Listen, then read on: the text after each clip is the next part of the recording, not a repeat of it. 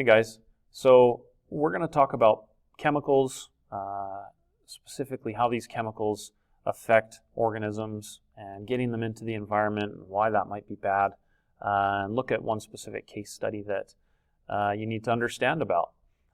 So first of all, you need to understand this term pesticide, which is just a chemical that kills pests. And there's three types of pesticides that you can see listed here. So we've got herbicides, which is one. We have insecticides, which is two, and fungicides, which is the third one. Now, you can see what each one of these types of pesticides do. And these chemicals can be good. We can use these to keep our lawns looking nice, keep the yards looking good, and they're not bad to use. But what we do need to have is a bit of personal responsibility in terms of how much of this we're using, so that we're not overusing chemicals and getting too much or too high of concentration of these chemicals in the environment. So one type of pesticide that we're going to look at, and give you a little bit of background information on this case study, is a type of pesticide which was an insecticide, and it was called DDT. Now DDT came about just around the end of World War II. And the reason that it was so amazing at the time was that it killed all insects instantly. And the other thing that made it so amazing was that it was completely and 100% harmless to humans. You couldn't, it didn't matter how much you got sprayed by this DDT, you couldn't be harmed by it. But it was completely and utterly deadly to all insects. There were actually some ads that were done where there were people that would stand in clouds of DDT as people would go by and spray it to show how harmless it was to humans, to kind of advertise, hey, this is safe to use, you can use it, and go ahead and use as much as you'd like. It was so effective, in fact, that the guy, which was a Swiss chemist named Paul Hermann, actually won the Nobel Prize for his creation of this chemical DDT. And if you don't know what the Nobel Prize is, the Nobel Prize is like an athlete winning a gold medal at the Olympics. It's like the prize for scientists. And so this guy won this Nobel Prize in 1948 for the creation of DDT. This picture right here is a guy who's spraying this woman's hair for lice. And it was just so effective. Again, like I said, you could spray it on the lice, it would kill it instantly. And the reason that they would spray for lice is not only just because having lice in your head is not good and it's a harmful insect to humans, but lice are also a vector, which means that they carry a disease sometimes. And when they suck blood from your head, they'll actually sometimes transmit a disease called typhus to you. So in World War II and in other times hundreds of years before, or even 100 years before, this disease typhus was really devastating to groups of soldiers and things like that. And so in World War II, they were able to get rid of this for the Allied forces, and it was a huge benefit to them. And so DDT was kind of really widely used and was considered this sort of miracle chemical that was just so amazing. They wanted to use it then, moving forward, to eradicate the disease malaria. Malaria is a really bad disease that kills many, many people, mostly in the African countries, but even in the Western world, back in the 1800s and early 1900s, it was still prevalent. And what it is it's transmitted by mosquitoes. So a mosquito will bite you, and it injects a little bit of toxin into your skin. That's what makes your skin itchy.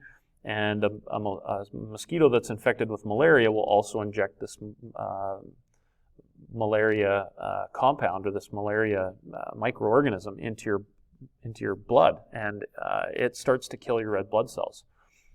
That's a bad thing because these red blood cells carry oxygen to your vital organs in your body, and so you end up being really sick, and it's just not a good situation to be in.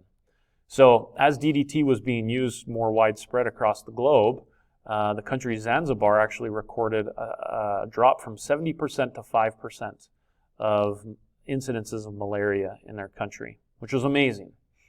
But what we're going to find out here is that DDT ended up getting banned, and it has been banned basically worldwide, except for I think 2 or 3 countries around the world that still use it. And we'll look at the reason why it was banned in just a minute. But after the ban of DDT, we saw an increase of incidences of malaria cases jump back up to 60%. And so, if something that's so positive is being banned, well, why is that, and what's happening with that? So to understand that, what we need to understand is this term called biomagnification.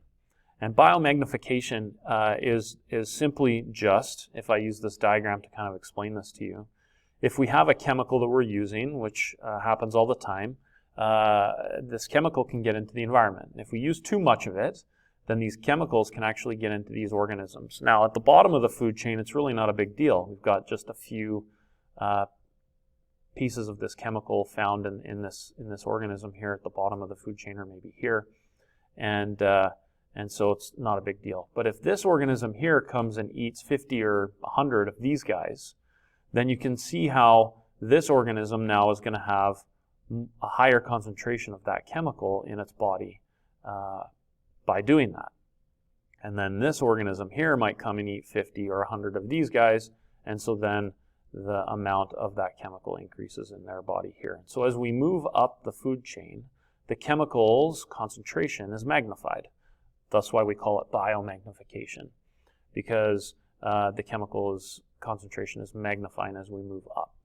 Now, what ended up happening here was we found in the late 60s, as DDT had been used for almost 20 years, we found that DDT was getting itself in high concentrations in birds of prey, so higher up here in the food chain, due to this concept of biomagnification.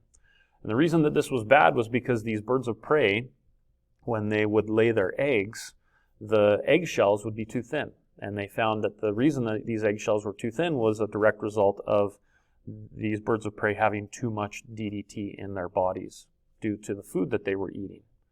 And so, because the eggshells were too thin, when the moms would go to sit on the eggs to incubate them, they would crack the eggs wouldn't hatch, and so these birds of prey populations were decreasing drastically. And so that's what led eventually to the ban of DDT.